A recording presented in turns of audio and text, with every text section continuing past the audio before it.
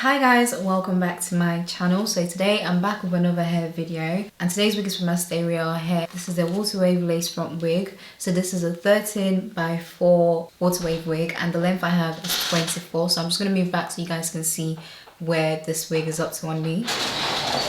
So this is how it looks. And the hair is so fluffy as well, guys. Honestly, I didn't even apply any hair products to this wig. This is literally the wig in its natural forms. I'm not sure what the density of the wig is. Just checking my phone right now.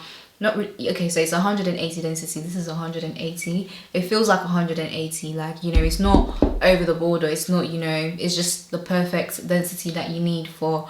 It's just the perfect density you need for a wavy wig. Anyway, so yeah, if you guys want to see how I installed and styled this wig, then make sure you stay tuned and carry on watching. And I'll make sure to list all the links that you guys need in the description bar below, and I'll see you guys in my next one. So I've bleached the knots now, and I've just applied some foundation on the lace. So now I'm gonna go ahead and install the wig. So this is what the wig looks like when it's freshly washed and conditioned.